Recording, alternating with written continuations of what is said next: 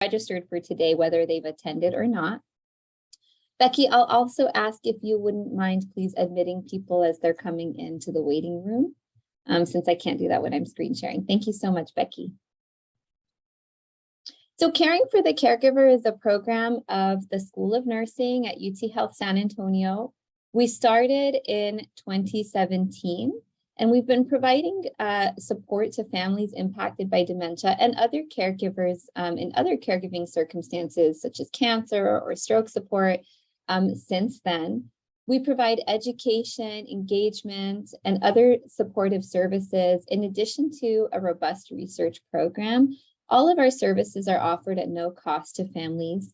So we do provide all of our services through donations and grant funding. And we're really grateful for the support that you have provided and others have provided to keep our programs free for families. You can visit our website at utcaregivers.org and find all of the other events we host, including upcoming presentations like this. The events page is updated regularly, so if you can bookmark our website and make it a habit to revisit as often as possible. I want to stop sharing real quick so I can have our team wave and say hi. So I'm the program manager. Luis is our research assistant who supports a lot of our research and programs. Sharon Rivette is our caregiver specialist. Hi, Sharon. She's a family caregiver who has now applied her expertise from her lived experience to being one of our greatest supporters of the community. We have Joanne Sharman, a registered nurse with our team, who joined at the end of last year and has quickly become an instrumental part of our programs and services. We have Elena Kuhn, who's leading our student effort to support families to complete their advanced directives. We have Becky Garcia, who supports our admin. Hi, Becky, and who's here today. If you have any tech issues, jot down her phone number. You can give her a call. And then we have Tina Biddle on the call as well, who's our capstone student and work study who supports family caregivers. All of our team is on the call today out of dedication to the program, but also to meet you all so that you feel comfortable to reach out if there's ever anything you need. So I'll get back to the presentation. I want to introduce our wonderful speaker and our discussion panelists for today. Our speaker is Elena Kuhn. She has experience working across settings, including critical care, and has seen firsthand through her work the importance of having advanced directives in place. And because of her dedication to supporting families to complete their advanced directives, she's partnered with our program for a project that she's providing tailored, individualized support to family caregivers who are connected to our program to help them get connected to the resources and information they need to complete their advanced directives and to support persons living with dementia to complete their advanced directives as well.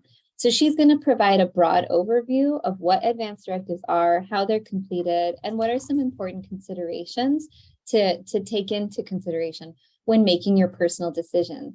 And then we have Stet Jacoby, who's an attorney with the law offices of Carol Birch. Hi, Stet, who's going to be joining us for the discussion section today. And he can really speak to some of the more complex legal aspects of completing your advanced directives and provide that tailored support. A lot of y'all submitted questions when you registered, so we've compiled those questions.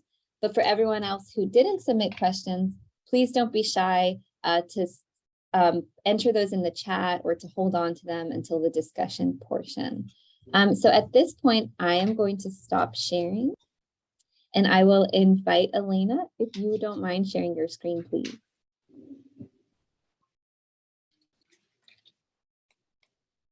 It looks great. Awesome. Thanks, Elena. Good morning, everybody. So I'm Elena. I'm a registered nurse. I've been a nurse for, it'll be 7 years next month, primarily in critical care. So I've been there for a lot of those scenarios where families are making tough decisions. And more important than just having advanced directives in place are the conversations that happen leading up to advanced directives about medical wishes. So I'm going to give you a little bit of an overview of what these different documents are and when they're used and how they're used. And I know that you are all caregivers, so you kind of have a unique position where you're on either side of them, right? Where you're filling out documents for yourself in your own care, but you're also helping somebody else fill them out. And so we're gonna go through it. So we're going to talk about what is an advance directive. So these are legal documents that guide your medical care in the event that you're unable to. So some of the scenarios where you might not be able to make decisions for yourself, or if you are incapacitated, so you're unconscious, if you are incapacitated in the sense that you are not able to think straight due to a medical issue, maybe you're very, very ill, or you've got sometimes something as simple as an electrolyte imbalance can lead to people being very, very confused. I know a lot of you are caring for persons living with dementia. That can definitely affect cognition. So in the event that you're not able to make medical decisions for yourself, that's when these documents are used. So what do you do with these documents? And once you have them, you should keep a copy safe at home. Somebody had asked a question about organization and where to keep these files. I'd keep them in a folder somewhere safe where you know where they are. I wouldn't make them super difficult to get to. Because of the nature of these documents, they are used when you're unable to speak for yourself. So I wouldn't keep them under lock and key where they're difficult to get to. I would make sure somebody knows where they are. I would have a copy with your next of kin, or we're going to talk about medical power of attorney. So if you have a medical power of attorney, I would keep a copy with them, and then a copy with your primary healthcare provider. So there's three kind of main advanced directives in Texas. There's medical power of attorney, which establishes a healthcare proxy, also referred to as a surrogate decision maker. So this is somebody who makes medical decisions for you in the event that you're unable to. There's a directive to physician and family or surrogates. This is also called a living will. This communicates your wishes about specific medical treatments and life-sustaining treatments. And then there's out of hospital do not resuscitate, or a DNR. And this instructs emergency medical personnel and other healthcare providers to not attempt resuscitation outside of the hospital setting. And we're going to talk about all of these more in depth. So first, we're going to talk about a medical power of attorney. So who can be your medical power of attorney? Well, it can be any competent adult that you choose, as long as it's not your healthcare provider or an employee of your healthcare provider. This could be a relative, this could be your spouse, this could be an adult child, this could be a good friend of yours, somebody that you trust to make medical decisions for you. So what should you talk about with your medical power of attorney? Well, you should talk with them about what your wishes are, what's important to you when it comes to making medical decisions. And we're going to talk a little bit about quality of life in a second, but you should talk about what that means to you. You should talk about your current medical issues and your goals for those, your goals for treatment. Ask your physician about what, of course, if you're dealing with a medical issue, ask your physician what that looks like in 5 years, 10 years for most people, so you can anticipate decisions you might have to make and that your medical power of attorney might have to make. It's ultimately up to you how much you share with this person, but the more they know, the more they'll be able to make medical decisions that align with what you would want. And then who else should you talk to? This is also ultimately up to you. My suggestion is that if you have multiple children, you talk to all of them about your wishes, with your spouse, with close friends, the people who are going to be there essentially when you're in this when you might be in this situation. So if you can just think for a second, if you were to be in the hospital tomorrow, who's coming to your bedside, right? Who's going to be advocating for you? Who's going to want to talk to your doctor? I would tell these people what you are so that everybody's on the same page. Ultimately, that's up to you. By the way, if you have questions while we're going, feel free to put them in the chat. So I want you to look at this picture for a second. And anybody who's listening, watching right now, I want you to tell me what comes to mind when you look at this picture.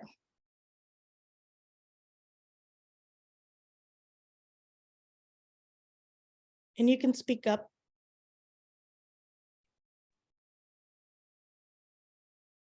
Maybe you're in the life situation. Yeah, end of life situation. Yeah.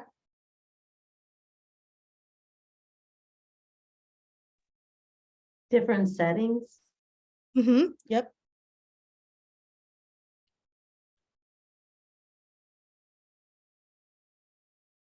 Who do Someone you in want the to? hospice. Yeah. On the first one, you are hooked to all of this equipment, keeping you alive because of those connections to your body. And the second one, you may be at home with loved ones. Yeah, so these are two different scenarios.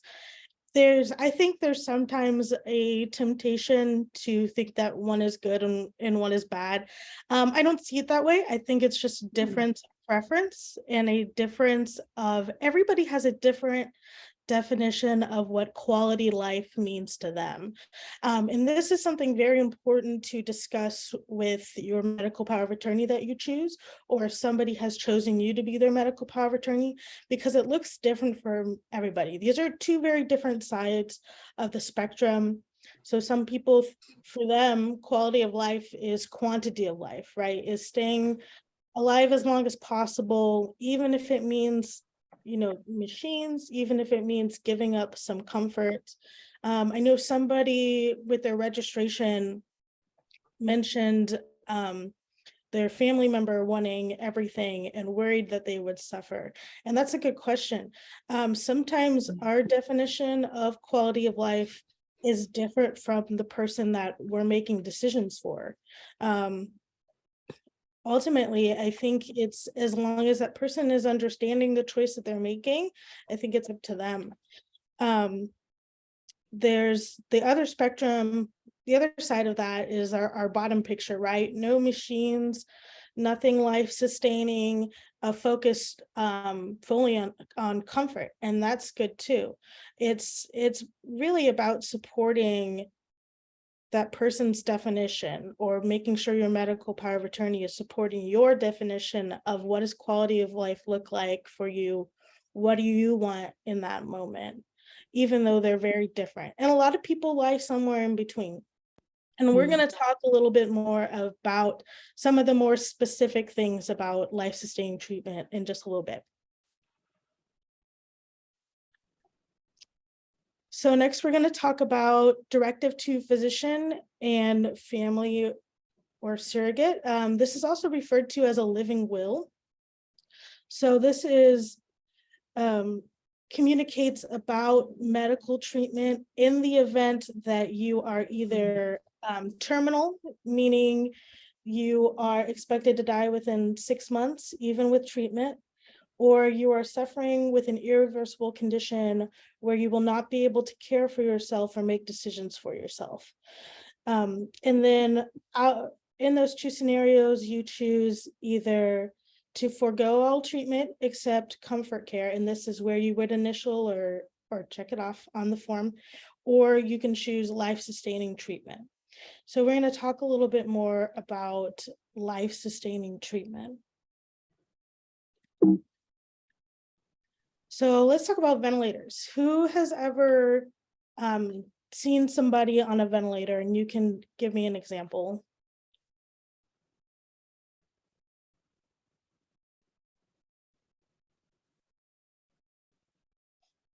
I've experienced a ventilator for two different family members that were put on a ventilator in an emergency crisis. It was meant to be temporary, not long-term. So I've experienced that with my family to provide medical care and see if we can, reverse the situation And when it wasn't reversible, then we had to make decisions regarding it. Yeah, absolutely. So, excuse me. So in the middle, this is a ventilator. They can look very different at different hospitals, different settings. You might also hear breathing tube or life support. This is to support somebody's breathing. If somebody is on a ventilator, it means they are not able to breathe on their own. They can be temporary, they can be longer term, or they can be permanent. It is a tube that goes in through the mouth and into the trachea or windpipe, and then helps a person breathe. We do this for two main categories. So there's oxygenation and then there's ventilation. And I'm not going to get too in the weeds with it, but when you think oxygenation, so putting oxygen in the blood, taking carbon dioxide out, think like issues with the lungs. So COPD, COVID, pneumonia. And then when we talk about ventilation, we think about a person's physical ability to take breath in and out, right? They're not breathing too fast or too shallow. So a lot of this is more neurological. So if somebody's had a stroke, or somebody has had seizures and now they're unconscious, or they just had surgery, or they were in an accident and they have brain swelling, these kind of things. So sometimes a lot of times they're temporary, which is good. And that's our goal, right? Our goal is that this is a temporary thing and we can get people off. If it needs to be more long-term or permanent, we do what's called a tracheostomy. And if you look at this picture on the left, a procedure is done where an incision is made in the neck and the tube goes through the neck into the trachea instead of through the mouth. So this is more long-term. Does anybody have a question? Any questions about ventilators at all?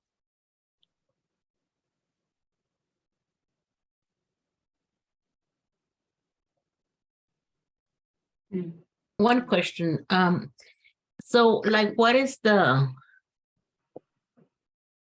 longest amount of time that people are put onto this? Good question. There are people who can need a ventilator support for the rest of their life. So that typically means long-term care, so being put into a facility. There are some circumstances where people go home with like modified ventilators. They don't look exactly like this, like they do in the hospital, but that's a little rarer because they take a lot of care. But people can go home with them. But yeah, the longest people can be on them is they can be required to have them for the rest of their life.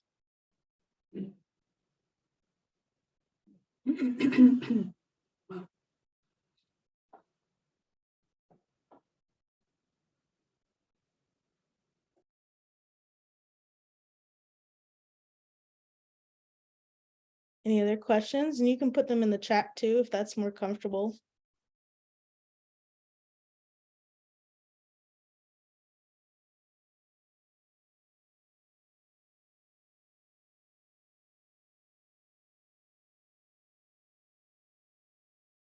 Has anybody, if you're comfortable sharing, has anybody experienced where somebody needed a tracheostomy or they needed a more long-term?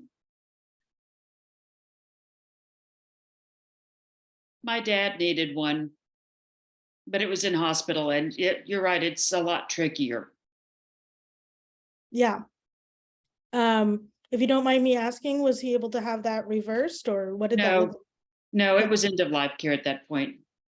Yeah. And sometimes the decision is made before going to tracheostomy. Sometimes the decision is made to withdraw care is the term we use, meaning taking them off the ventilator and letting the person pass, right? So that would be stopping life-sustaining care. So if somebody is required or you're told they're going to need a ventilator the rest of their life, that doesn't mean that you have to pick that option, right? Like that's what we talked about earlier. There's two different spectrums, right? That top picture. So that top picture is more of the tracheostomy long-term permanent ventilator kind of picture, and that which is fine. We can do that for you as healthcare providers. Most of the time, I won't say everybody that's the right option medically, but we do that. Or there's that bottom picture, right, where we remove the tube, right, and we see if that patient breathes on their own. If they do, then okay. And if they don't, then you've made that decision with the physician to not try it again. So that's definitely one of your options. So don't think that just because, don't think that you have to, if you're the medical power of attorney, right? Don't think that, just talk with the care team, talk about where they see long-term, right? So talk about, do you see them needing a trach for the rest of their life, right? Do you see them needing a ventilator for the rest of their life? There are situations where trachs can be reversed. Trach is short for tracheostomy, this left picture here. I had an aunt who had to get a trach, and she had it for several months. She wasn't even on a ventilator with it the whole time. She got weaned down to oxygen. We can do a little oxygen over it, and eventually was breathing just out of the trach with room air, and then was able to have it removed. So so just talk with the doctors, talk about, do you see this being able to be removed in the future? Or if they say no, they're going to need it. Just get as much information you can to educate yourself before making that decision. But know that you do have the decision, if you're the medical power of attorney, to withdraw support. And then if you are talking to your medical power of attorney, talk to them about what you would want, right? Would you want a trach for the rest of your life? Would you want to be on a breathing machine for the rest of your life, right? And just make sure you have that conversation, so that if they're in a scenario where a doctor is asking them what do, they know what you would want.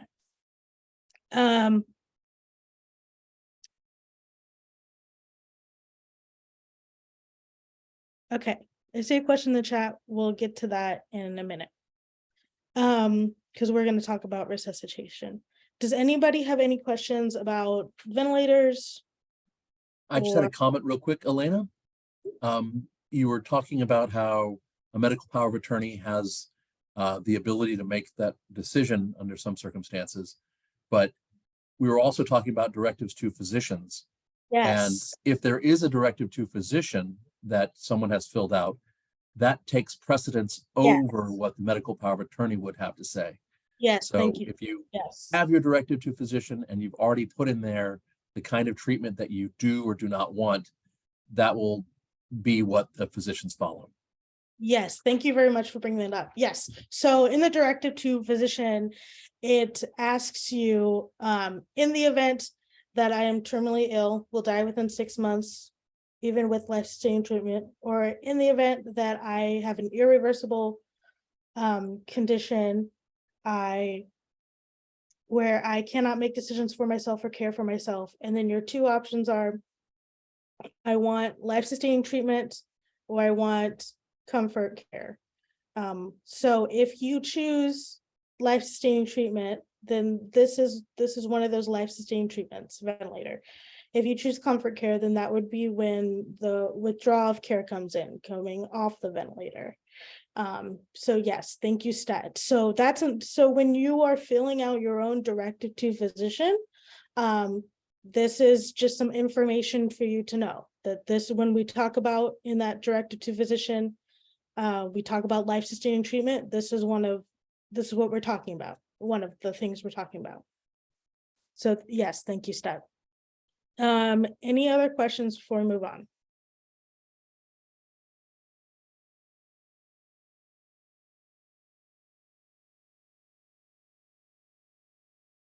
Okay. So we're gonna talk about feeding tubes. So feeding tubes are used when Melanie, I'll address your question in just a second. So feeding tubes we use when somebody is unable to swallow for themselves or eat for themselves, or there's a reason why it would be dangerous for them to swallow food on their own. So if somebody's had a stroke, sometimes the muscles involved in swallowing are affected. If somebody is on a ventilator, they aren't able to eat, so sometimes we'll use a feeding tube in that circumstance. If they've got a neurological condition where they're just confused to the point that they're not getting adequate nutrition. And these can also be temporary, somewhat long-term, or permanent. So a temporary one is what we call a nasogastric tube. So this is a tube that goes from your nose to your stomach, or sometimes the small intestine. And then the more permanent one is a procedure that's done so that it goes through the skin into the stomach. And it's also referred to as a PEG tube, G tube. There's a few different names for it. Does anybody have an example of when they had saw somebody with a feeding tube, whether temporary or permanent? I do. My stepdad had a PIC tube after he'd had after he'd suffered an ischemic stroke. Yep. And was it temporary or permanent, or? We hoped it ended up being permanent. Mm-hmm.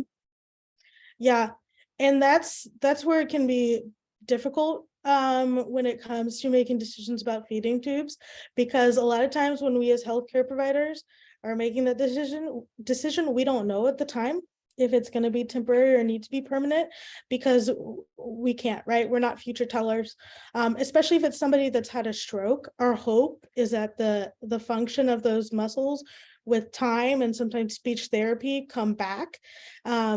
And we don't always know if it's going to or not. It's an individual thing. Some people it comes back, some people it doesn't.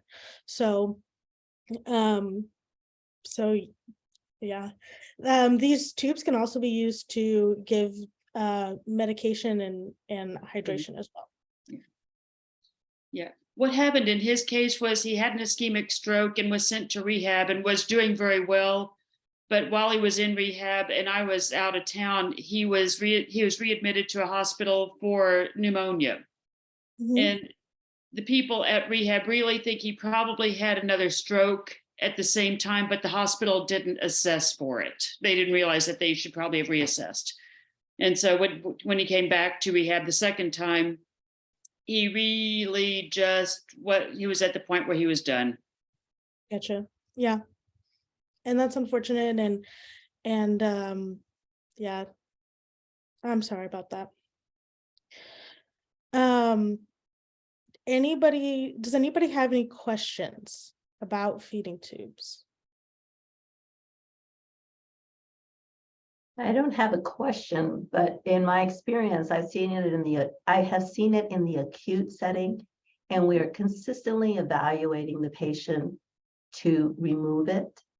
And then I've seen it in the community as a home health nurse, and where the home health agencies come in to support the family, the caregiver. And in those settings, it's more of a permanent. We still continue to assess to see if we can reverse it. But the great news is that the home health agencies can come in to offer that the support, the reassurance, and the training, so that the caregivers don't feel overwhelmed as they become the bedside caregiver 24/7. Yeah, absolutely. Yeah, there's definitely support available and this is definitely something that somebody can go home with. And do feedings at home. We do them more continuous in the hospital setting, but at home it's usually more bolus feeds, meaning a larger amount of feed at one time. Yeah, and it can also be used to give medications at home.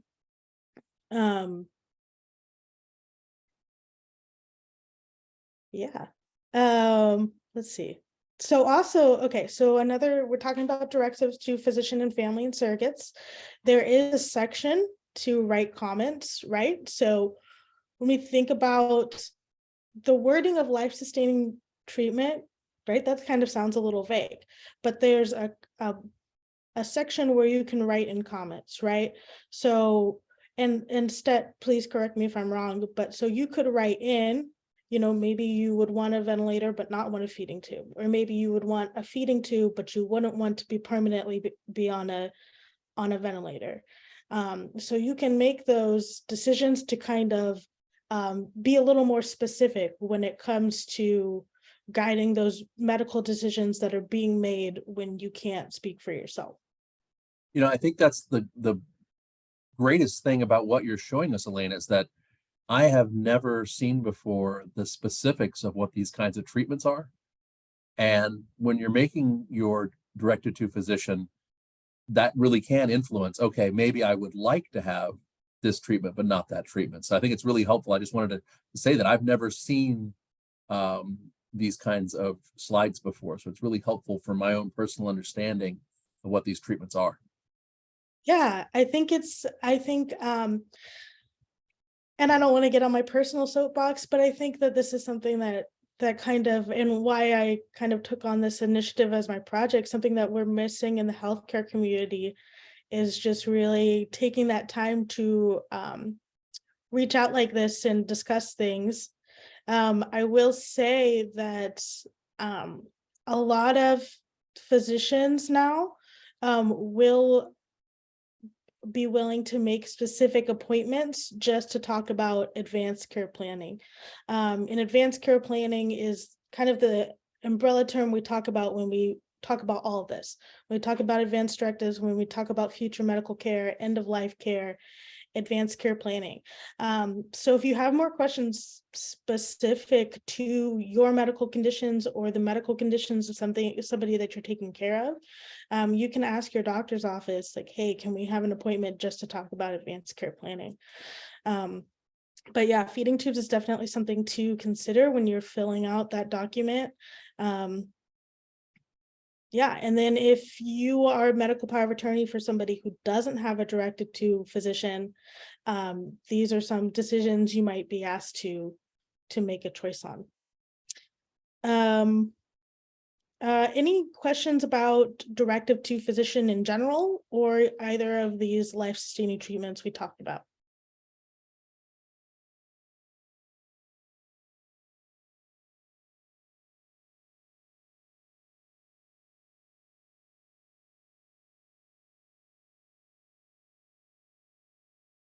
Okay, so we're going to talk about out of hospital do not resuscitate, or DNR.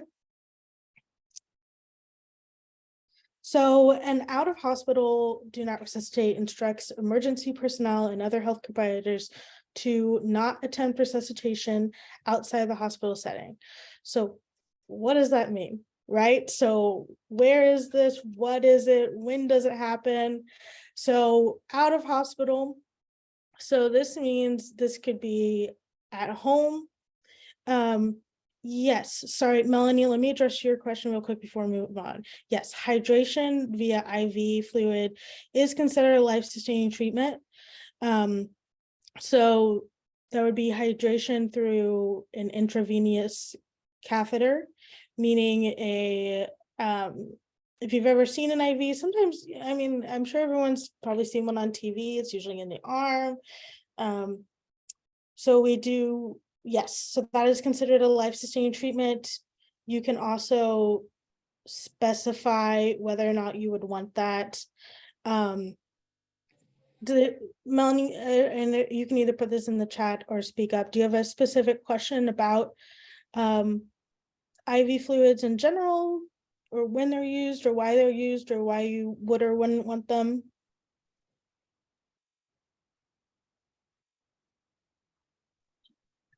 Hi, yes.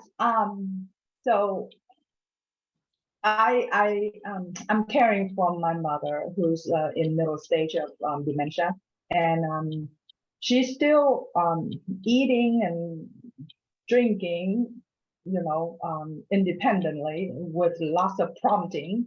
But I'm just thinking ahead, because she's been refusing fluids actually. She drinks, but just like a sip here, a sip there, and it's not enough. So, and I'm thinking, okay, and she has said to me that she doesn't want 2 feedings. She just want to die comfortably. And so I thought about hydration, the IV fluid. So I don't know. I just want to make sure, is it considered, you know? Yes. Yeah, okay, thank you. Yes, yeah, so it is considered life-sustaining treatment, so that is something that you could also specify if you wanted to when filling out your own paperwork, or if she's still able to fill out her paperwork about wanting or not wanting IV hydration. So also remember, if you are, let's say you are ill, but you are not terminally ill, right? If you go to the Mhm. hospital and you have an infection, we're still going to give you IV fluids as long as you're not terminal, right? As Right, long as it's right. not something irreversible where you're not going to.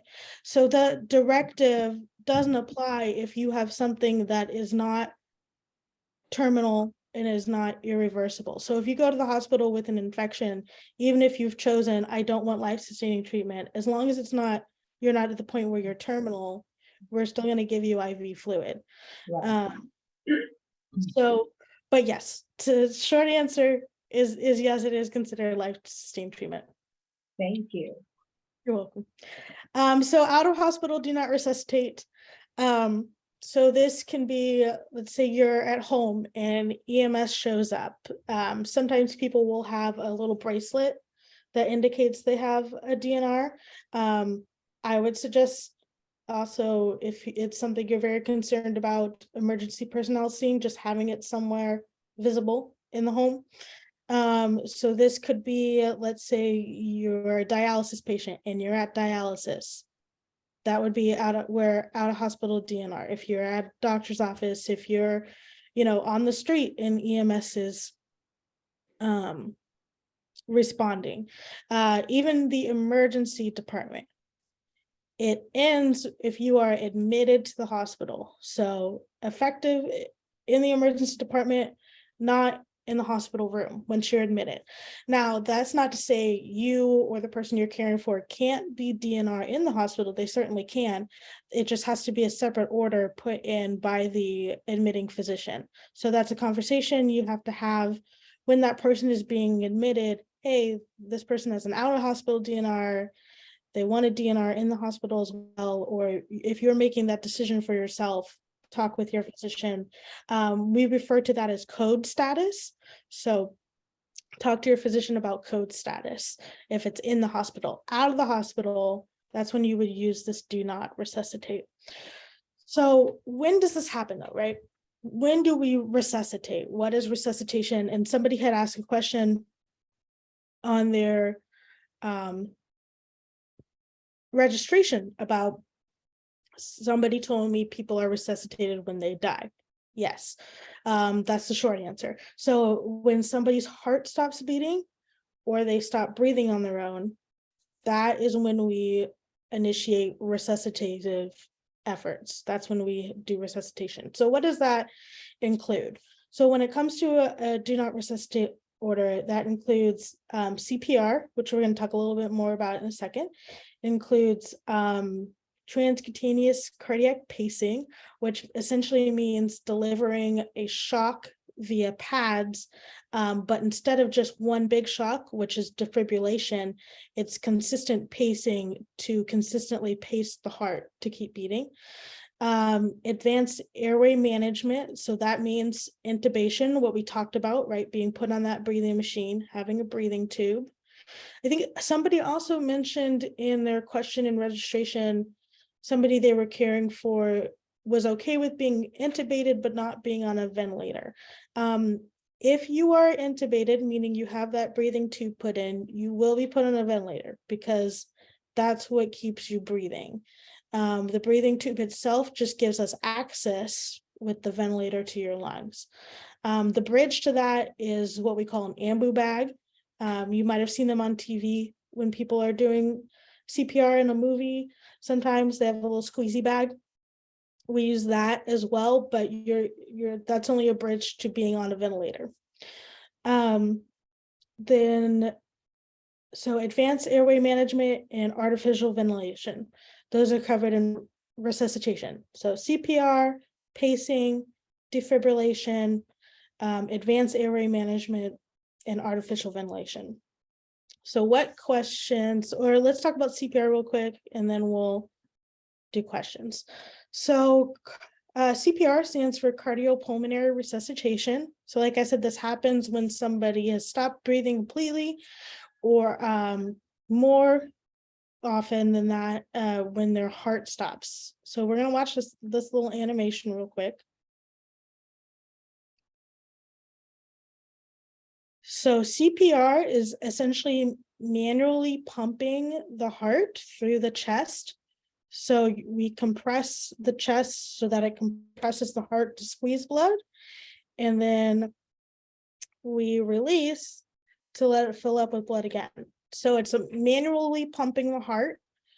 The reason why we do this is because we're hoping it gets us to the point that we can treat whatever stopped the heart, right? So did anybody watch that the football game, or have you heard about the football player that had a cardiac arrest on the field? Yeah, so this was what was going on. He had a cardiac arrest. I don't know what the cause was for him, but they were able to do CPR, right? They were able to manually pump his heart until they could intervene medically and restart his heart. So questions about out of hospital DNR, questions about resuscitation in general, or anything, or CPR. I have a question, Elena, again. Yeah. How do you get one of those bracelets? If you have a DNR and you'd like to have one of those bracelets that people can identify quickly, what do you do? That's a great question. I don't know. So it would be a medical alert bracelet. Mhm. You I can would- order, you can I would- order them online. You can find them online. I was recently doing some searching for a friend of mine for ID bracelet for identifying medical conditions, but also cognitive conditions. There's different styles you can order. Different companies have them.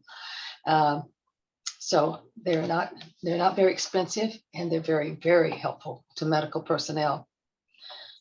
But besides the bracelets, because sometimes our loved ones want to keep a bracelet on that we might be caring for, EMS has presented in a local to Leon Valley Fire Department and the city's participants presentation on what do EMS techs look for when they come in the home. And they will look for some medical directives that maybe have been set up already. They'll look either sometimes they've said in the refrigerator, in the crisper, till you have a document, you roll it up, put it in a little tube or a Ziploc bag, or the quickest thing for them to find is on the refrigerator.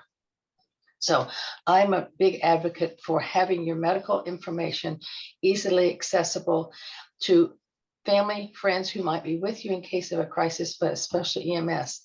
So when we have presentations with our caregivers, I often mention these type of documents. This is mine. It's in color, so it's easily seen. It's in a pocket protector. So inside this has a cover to tell you what's inside. The inside is my medical directives, my MPOA, etc. So they can find in your medication list, etc.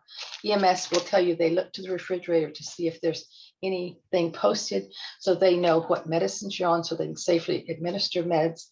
If you have a medical directive or you're out of hospital DNR, especially they're looking for. So it's really simple. You can create it yourself, put it on your refrigerator, and it's easily found. Could you take the shared screen off so that Sharon can show her form again on a little bit bigger? Yeah, that's a good idea. Yeah. And Sharon, talk so that you pop up as the big person. Okay, well, what I'm telling you about, we also have available for our caregivers, so we can send it out if you like to request it, put it in the chat, and we can send you a form similar to this that we have used on presentations and handed out. But this one says emergency responders. And what is listed, in case you can't see it, to read, folder contains out of hospital DNR, medical power of attorney, directed to physicians, current medical list, and other. Other might be your surgical history or metal implants, so you can't do MRIs, etc. And then emergency contact information, the names and phone numbers are there. That's really awesome, Sharon. Yeah, if you could send that to me, Sharon, I think that would be a great resource to send out to everybody. That's Glad awesome. to. Let me pull up. Thank you, Stet, for the reminder that everybody couldn't see sharing because I was sharing. Excuse me, I'm sorry, I have a question about the Absolutely. DNRs. What about DNR tattoos? Are those valid and legal? To my knowledge, no. I don't believe that those are considered valid. You have to have the paperwork to back it up. Even with a medical alert bracelet, that might even, that might tell EMS to go look for the documentation. But a lot of times, because in Texas legally, it's considered consent to CPR unless you have that form.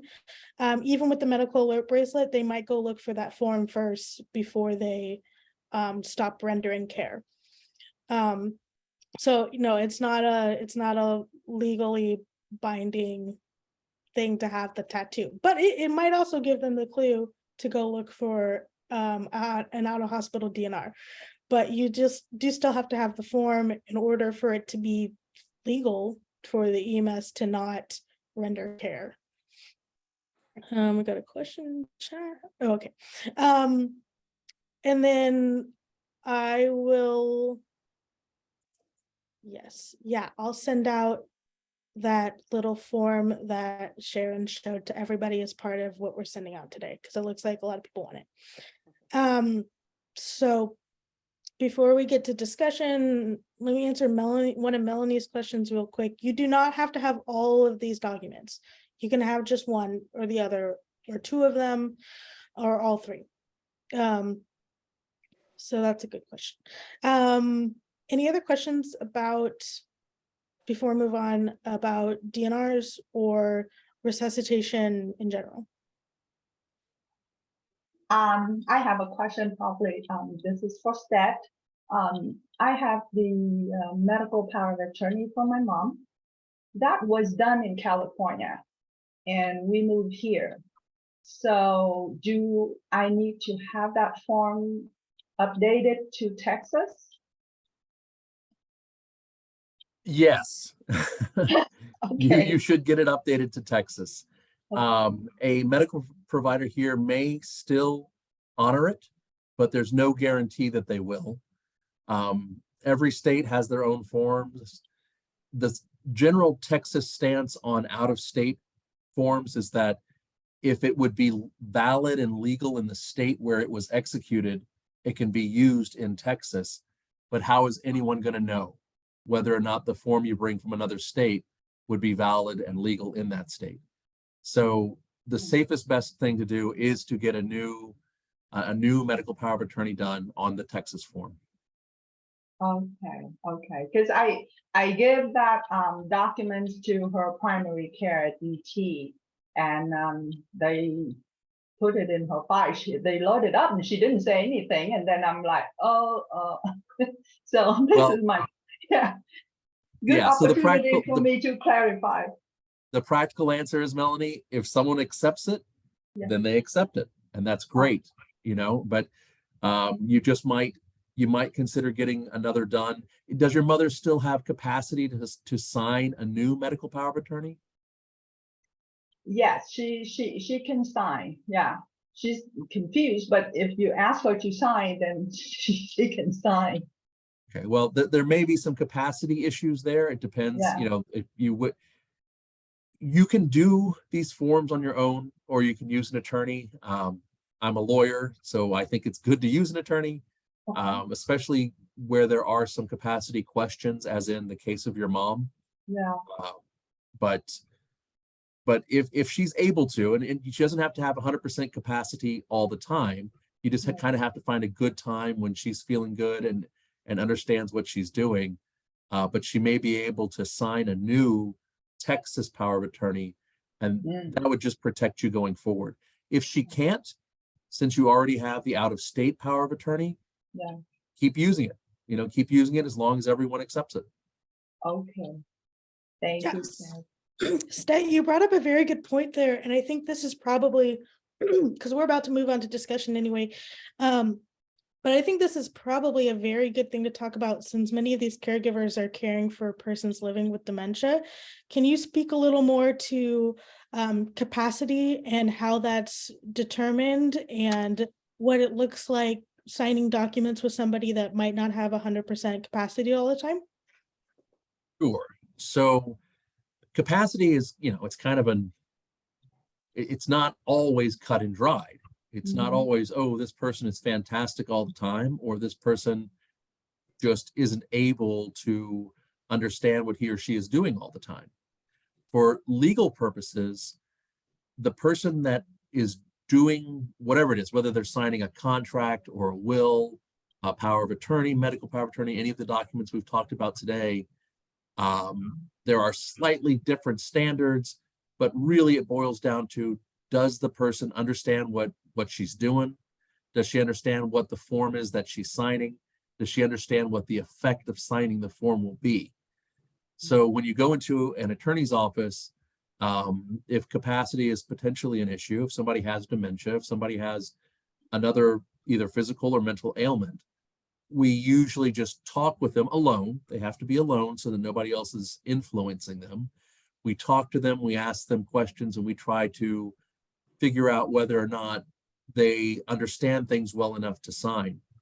If there's a real question and someone is a little more advanced in whatever illness they have, an attorney might ask that that person get a letter from their physician telling us one way or another whether the physician thinks they still have capacity to sign. And it's a case-by-case basis. Sometimes it's a day-by-day basis. Sometimes sundowners is a real thing for a lot of elderly people. So as the day gets longer, that's when things get a little bit more difficult. So if someone comes to my office in the morning, they might be fine, in which case they can go ahead and sign these documents. But if they come later, it's pretty evident a lot of times that they just aren't in the place where they need to be in order to sign and have it stand up to legal scrutiny. Awesome. Thank you, Stat. Okay, we're going to get into discussion, questions, answers at this point. So just to remind you who's here, Stat's here. Stat, do you want to talk a little bit more about who you are and where you're at? Sure. So my name is Stet Matthew Jacoby. I'm an attorney at the law office of Carol Birch. I've been an attorney for 20 years, but I'm a recovering litigator. I've done a lot of litigation, been involved in a lot of different lawsuits, and I have given that up entirely so that I can go back to estate planning and probate and elder law. So helping people with exactly the kinds of issues that we're talking about today. From a lawyer perspective, all of these forms are part of estate planning, along with your will and your financial power of attorney. That whole package of documents is part of your estate plan. And then we also do probate after people die, as well as long-term care planning for people who are trying to get qualified for Medicaid and other issues that pertain to elderly people. Yeah, awesome. And then when we send out resources, I'm going to include information about Carol Birch's office. And then you have me. Again, I'm Elena. I am a registered nurse. I've been a registered nurse for 7 years, primarily in critical care. I'm also a DMP student with UTESCA. And then we've got Sharon. Sharon, do you want to introduce yourself? Yes, thank you.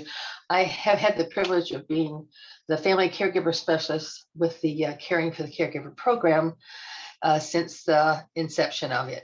So I've been very privileged to work with many caregivers in person and by phone. I most recently, more telephone or Zoom meetings than we have had in person. But we look forward to in person again because I think we connect all differently when we can see face to face. Zoom gives us a face to face to a point, but not as much as in person. So we look forward to doing that. And we're here, my role, I think, primarily is to bring what life experiences have taught me in caring for a family member with Alzheimer's and dear friend with Alzheimer's until the end this last summer. And then a special needs son, and other family members that lost their cognition that we needed care for and intervention. And I've learned a lot by life experience, but certainly more and more as I've been associated with the UT Care for the Caregiver program. We've had excellent experts to present on different topics along these lines. So we are here to support the caregiver, and I feel privileged to be a part of it. Thanks. And then Joanne is here as well. Joanne, if you just give us your background real quick. Good morning. My name is Joanne Sharman. I'm an old registered nurse. I started in the acute setting and then exited for 15 years because I have a special needs daughter who has given me the consumer side of the medical profession, as well as caregiving management. And then I had the privilege to work as a home health nurse, where I was able to take all I learned from caring for my daughter into the home and assist caregivers and our patients. And now I've had the privilege of coming on with this program in order to lock arm with each and every one of you and give you support, encouragement, and just help you and maybe just listen. And I think that's a big part of our role, is to listen to the needs. Thank you so much. Awesome. So we're going to start discussion with a couple questions that were submitted during registration. So Stet kind of already addressed this one. Yes. So the best option is to update them to Texas advanced directives. Okay, so a POLST form is a physician order for life-sustaining treatment. I actually had to look it up. It's not very common in Texas.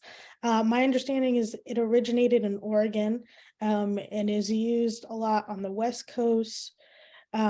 Stet, did you find out a little more information about these? I did. In Texas, they are referred to as medical orders for sustaining treatment, MOST, most forms, but they are not a part of any statutory scheme in Texas. They are actual physician's orders. A doctor signs them and they're standing orders regarding those very more specific treatment options that you want for yourself. But I don't think they're very popular in Texas because I had never heard of them either until today.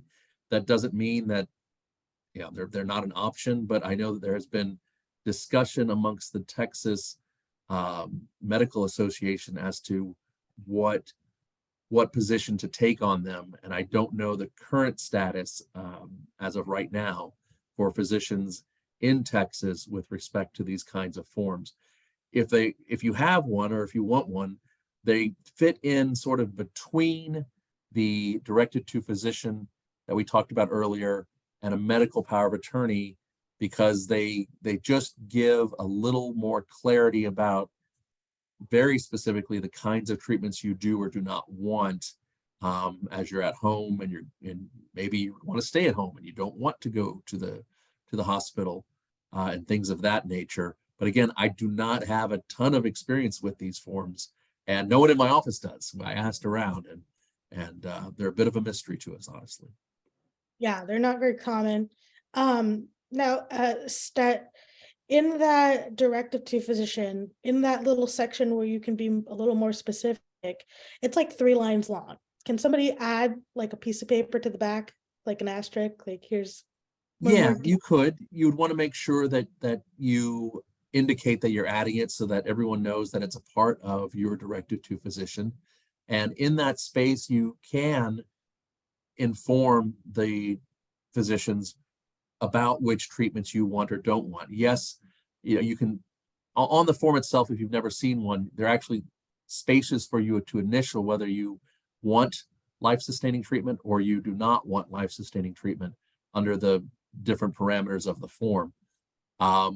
So they give you these spaces that Elena's talking about, And you can put on there, especially now that we've all seen your presentation, Elena, maybe I do want to be fed, please do continue feeding me, but I don't want any of the other treatments that you spoke about. That's an option that I've had clients in the past choose just because they didn't like the idea of not getting sustenance, but it's up to the individual, but you do have an opportunity to indicate which treatments you would or would not want. Yeah. Yeah, awesome. And then can you talk a little bit about HIPAA concerns when it comes to being a medical power of attorney or a next of kin? Sure. So HIPAA is a federal statute, the HIPAA, Portability something Act. I can't remember. You guys might remember what it stands for. Everyone calls it HIPAA. So it is an act that helps to protect the privacy of your medical information. And what it tells to medical providers is people can't just show up and ask for your medical information. You have to have given specific individuals the right to get your medical information. What we do as attorneys, and you don't have to have an attorney to do this form, but it's a HIPAA release form that identifies the individuals that you authorize to obtain your medical information. As a practical matter, if you have a medical power of attorney, the statutory form includes a HIPAA release for the person that you are appointing as your agent. However, in a weird piece of Texas law, the HIPAA release within the medical power of attorney might not be effective. So it's good to have, in addition to your medical power of attorney, to also have a HIPAA release separately that also clarifies who can get your medical information. I know there was a question in the chat from Dr. Maldonado regarding medical powers of attorney and when they're effective. Dr. Maldonado, if you're still there, do you have, can you explain a little more what your question is?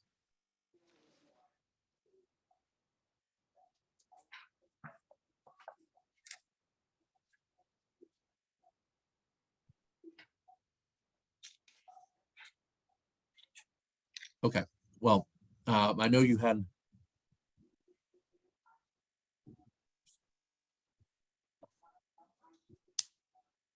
I'm Yeah. not sure.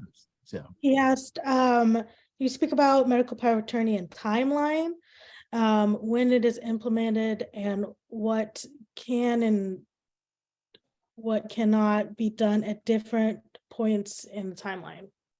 Yeah. I think I think what that indicates to me is, when does a medical power of attorney become effective? The medical power of attorney does not become effective until a doctor has decreed that the person is incapacitated and cannot make their own medical decisions. So if you have a medical power of attorney, that person can't fight with you about your decision making. It's only comes into play if you can't make those decisions for yourself. Wayne, good question. They should have HIPAA releases for you and available. You may have even seen them at a clinic, as sometimes they're in part of your sign-in paperwork. Hey, is there anybody that we can release information to?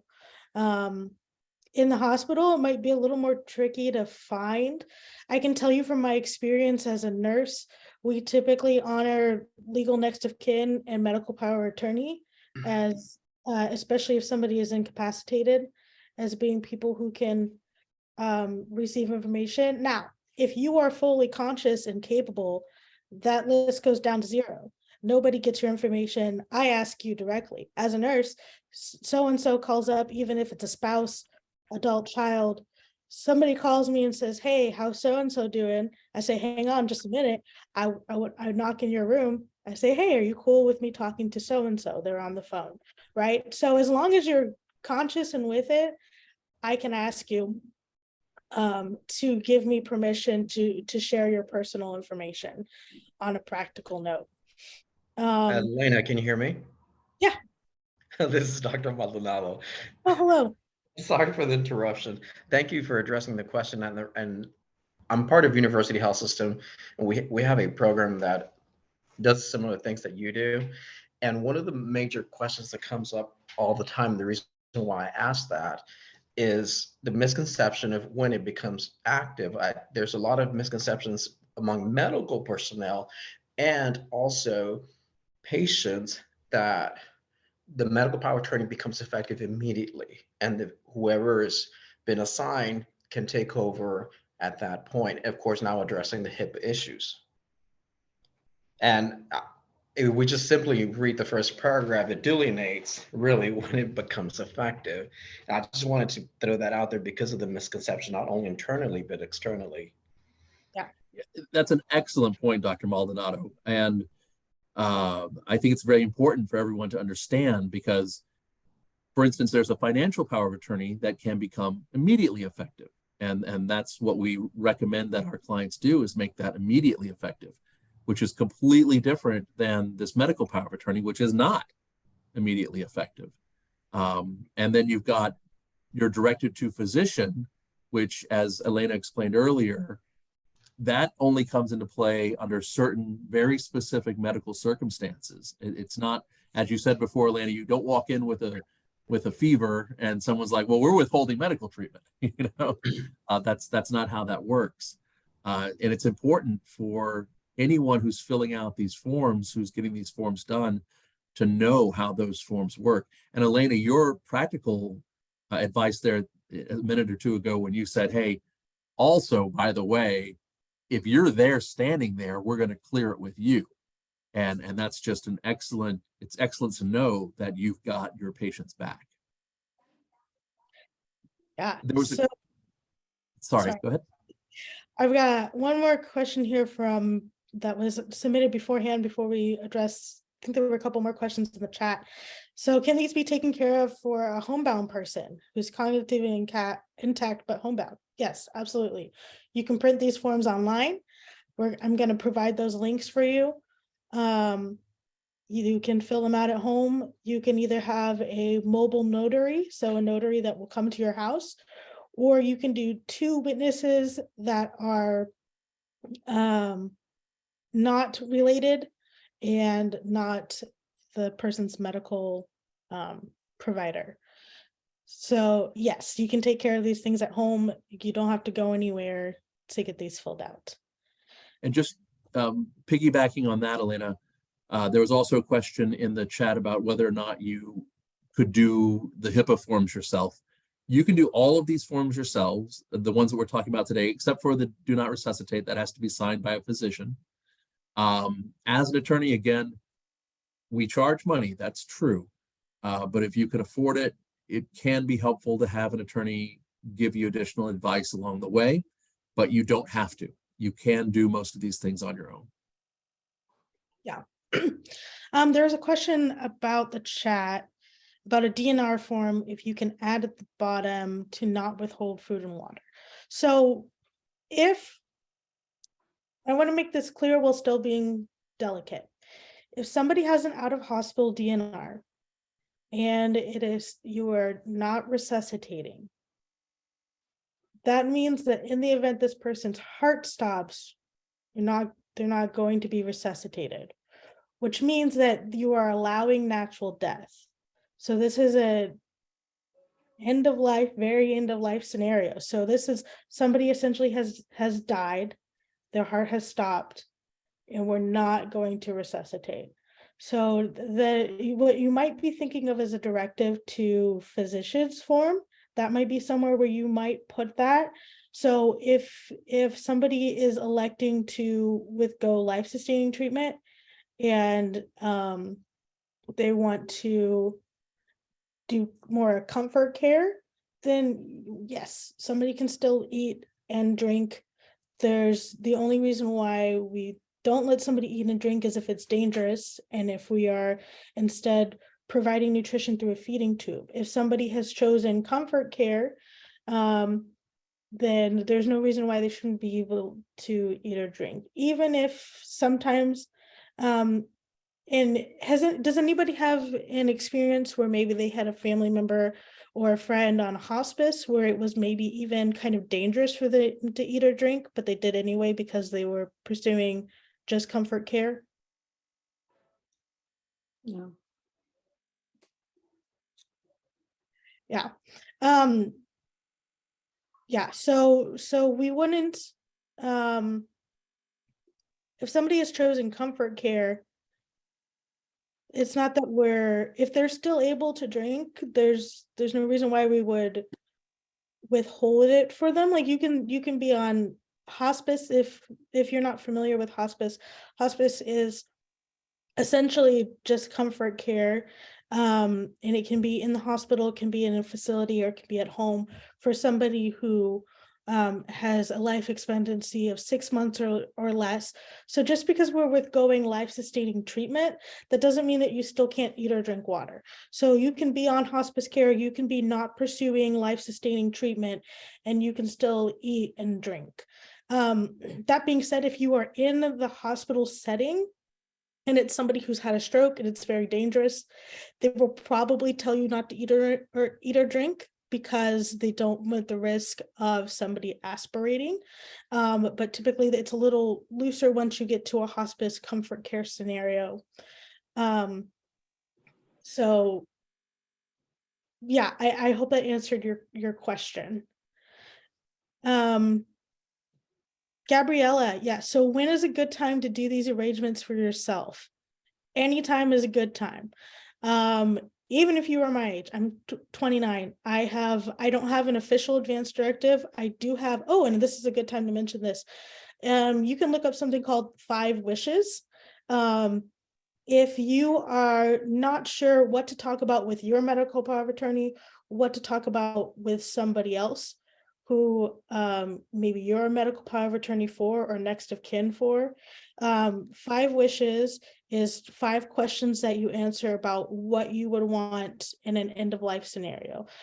So what do you want your doctors to know? What do you want your family to know? So it's very good and simple. In Texas, it is not yet recognized as a legal advance directive. In some states it is, Texas is not. But it is very good to get that conversation going and thinking. But yeah, sooner the better. You can always change them later. And if you sign a new document, that old document is no longer valid. So you sign a new directive to physician, old one expires. New medical power of attorney, old one expires. And I will mention with that power of attorney, you can list a secondary medical power of attorney as well. But yeah, you can always change them, especially if maybe you get older or sicker in your opinion on what you want changes, you can change that. And Dr. Maldonado, you had another question? Yes, this is my last question, I promise.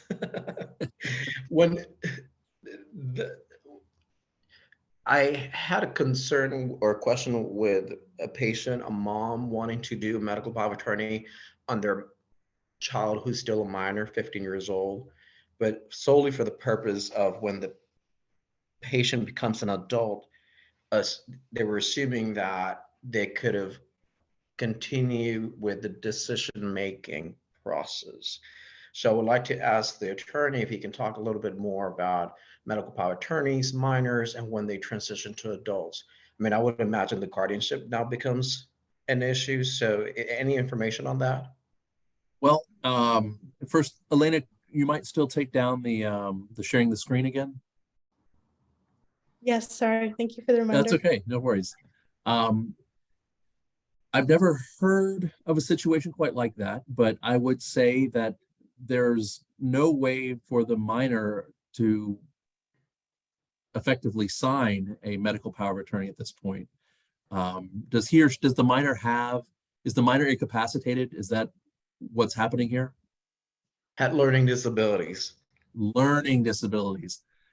Learning disabilities very likely do not make that person incapacitated to make decisions, depending on, if it's beyond learning disabilities, but you'd have to wait for the kid to turn 18 one way or the other before you could get this medical power of attorney and have it be effective. I mean, mom right now is mom, but when the kid turns 18, he's an adult.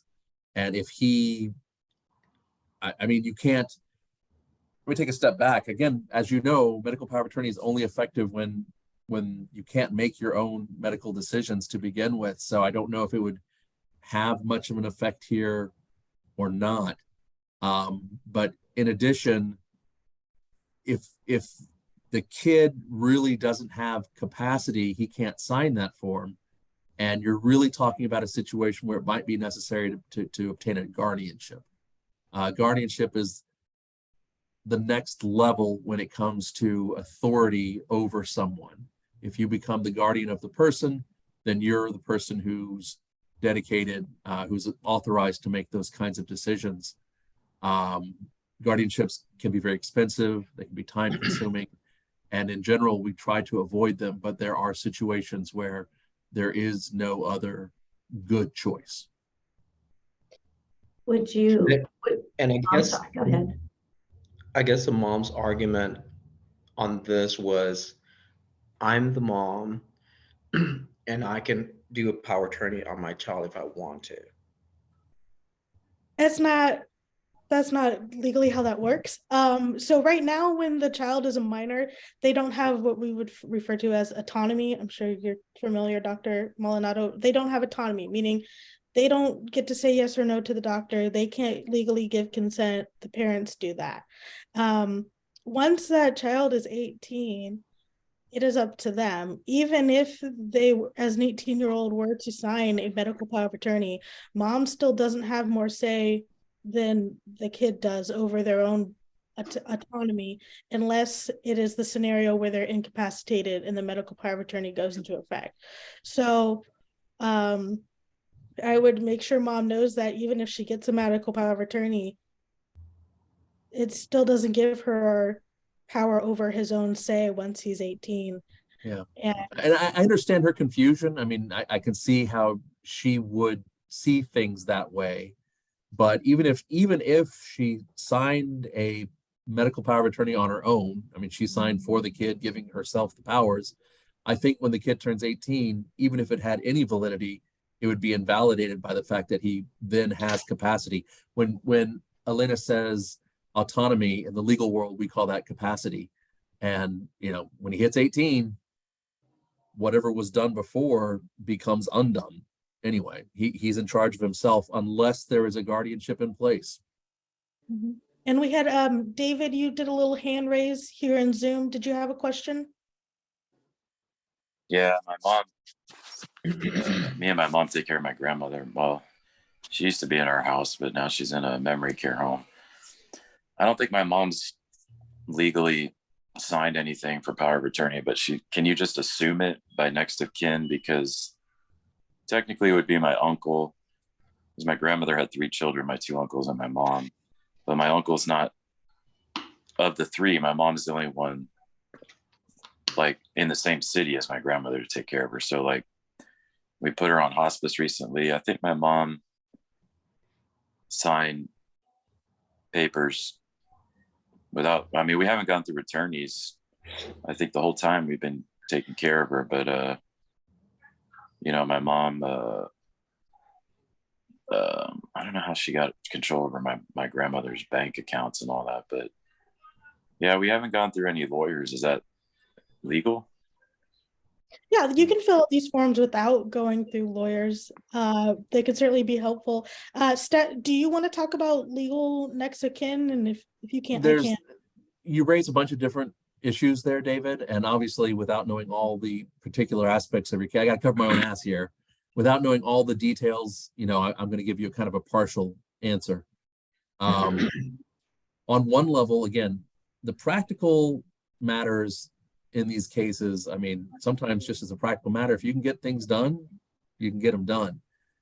That might not be technically legal. It might open you up to some kind of liability, frankly, if you do all of these things without having the proper powers of attorney, et cetera, in place. But in a situation with your grandma, you just need somebody to be able to take care of her. And there are some, depending on what the question is, there are statutory lists of who gets to make decisions, like end of life decisions. However, without a medical power of attorney that's clearly identified who gets to make those decisions, it is a bit dicey. On top of that, for example, if your mother could no longer make those decisions for your grandmother and you've got this uncle out there, well, there's nothing, it just gets, it's inviting people to have conflict. If if everyone's on board, great, and you can do it. In a situation like this where your grandmother is reaching the end of her life, the only real solid legal answer, again, is a guardianship, and that's expensive and it takes time. And if you can find a workaround, you're better off doing a workaround. But I can't just say steadfastly that it's proper. With respect to bank accounts, that's a financial power of attorney or a guardian of the estate of somebody. And different form, got to be signed. If it's not signed, maybe your mother is a signee on the account. That's very common that older people have a child who's a co-tenant on the account. And that's one way to allow people to have access and handle your finances. But it can get dicey real fast if you don't have the proper legal documents in place. Yeah. Well, Oh, sorry. I just want to make sure like my mom's not gonna get in trouble or anything, or like arrested or anything. I mean, as long as she's not misusing any funds, as long as she's not taking money for herself or spending money on things that she shouldn't, and as long as your family is not a litigious family, most likely she'll be fine. And maybe there's something in place that you're not aware of that allows her access to these funds. Like I said, like maybe she's a joint tenant on these accounts, and that's great. Banks do not typically allow anybody to access an account that they don't have any authority to access. So my guess is that something was in place here, something. What it is, I don't know, but most likely there was something in place here. What's litigious mean? Like to sue, that there's money involved and everybody wants their piece and okay. That kind of thing. Okay, thanks. Sure. I will say from a practical medical standpoint, if there's not a medical power of attorney and there's a lot of different people involved, family, close friends, it does get a little dicey if it's not clear who's calling the shots. Typically we try to just pick, if there's not a medical power of attorney, because that's easy, you go with the medical power of attorney. You find who's the legal next of kin, and you stick with that person, and you talk to that person, and that person can talk to everybody else. Otherwise, it gets really dicey having everybody pitch in. Okay, somebody else had their hand raised, and it went away, but did you have a question? Whoever that was? Okay. It was Allison, but I thanks to just pretty much just answered it, because I've been considering setting up a ship for my mother who has what she calls the leaky memory. She's 89. But I think we have all of the legal documentation in place. I'm wondering, is guardianships are just not particularly advisable anymore? Is that what I'm understanding? Yeah. As a general matter, they're just awfully expensive. Okay. They're expensive. You have to do yearly reporting, yearly accounting. You pretty much have to go back to an attorney every single year to get it done correctly. You have to go, if you're making big decisions, you have to go ask the court for some of those decisions. They're bulky, which is not to say they're terrible. I mean, there are situations where it's the only option or it's the best option. For example, if you do have a lot of people who are squabbling about mom's money, right? You've got siblings, blah, blah, blah. Yeah. Maybe it's better to go ahead and get a guardianship because that's as official as you can make it. The other situation where guardianships can come into play, notwithstanding that you have a medical power of attorney, you've got a financial power of attorney, are situations where, for example, grandpa just won't stop driving. He just won't give up the keys. You try to subtly take the keys away, but he finds those, somehow he finds the keys and he keeps driving, and he's a hazard and he's a danger to people. You don't have a legal right to take those keys away without a guardianship. That strips him of those rights. Another case that's sad but happens is fraud, senior abuse, elder fraud, where all of these scams that are out there, and unbeknownst to the kids, grandma has been giving tens of thousands of dollars to whatever scam artist has been contacting her. Well, without a guardianship, you can't legally take her off of her accounts. So in that case, again, a guardianship might be the only way to protect her from herself. Okay. Thank you. Sure. I will say, probably one of the, because I was thinking about it a little bit more, the more difficult situations in a healthcare setting when it comes to next of kin is when there's multiple adult children.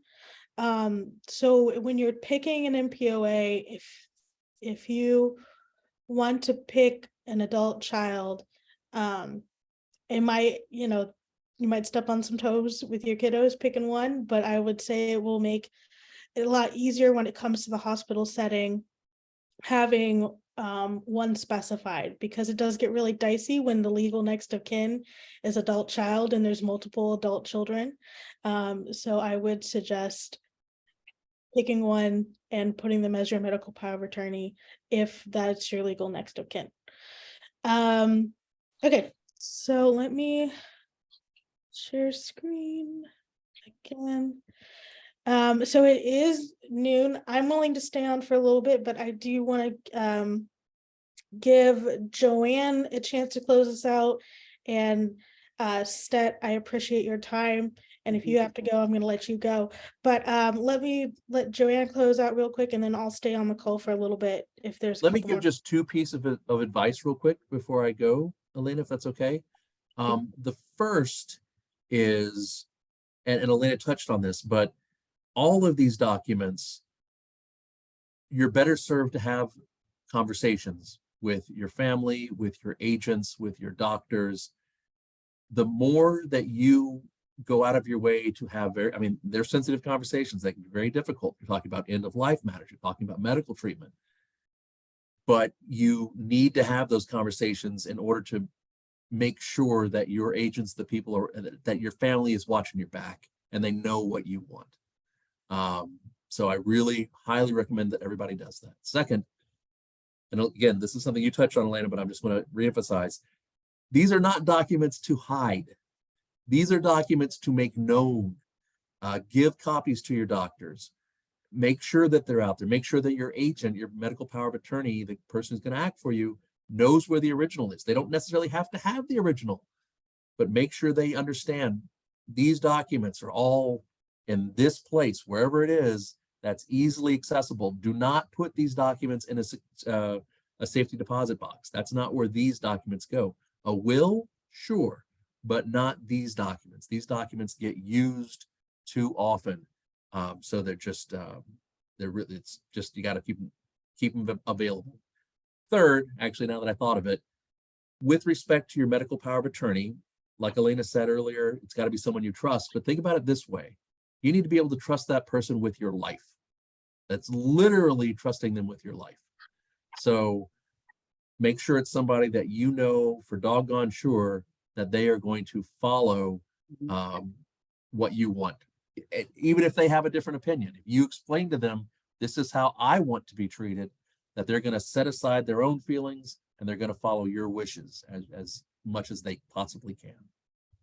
All right, that's all I've got, Elena. I appreciate it. Thank you all so much for letting me be here today. I really did enjoy it. Thank you. Thank you, Stet. I really appreciate it. Invaluable what you've provided. Thank you so much.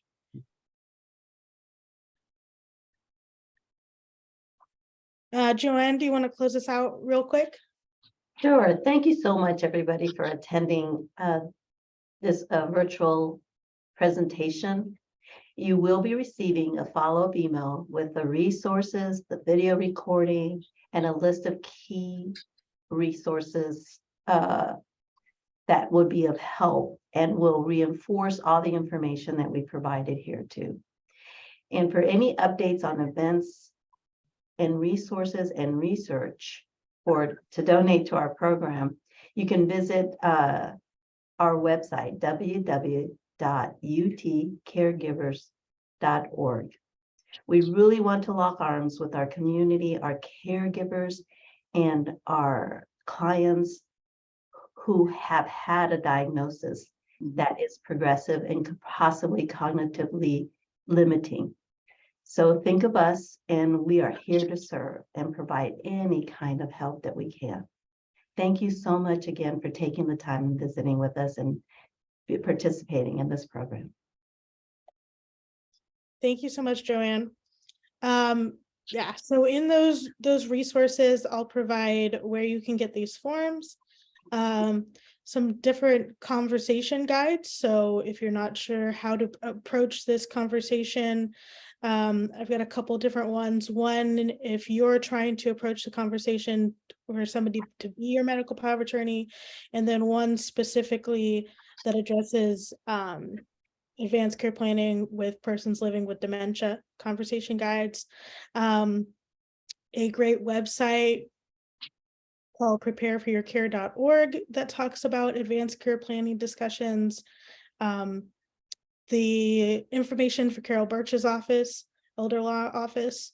And there's a few other things in there. We'll do the 5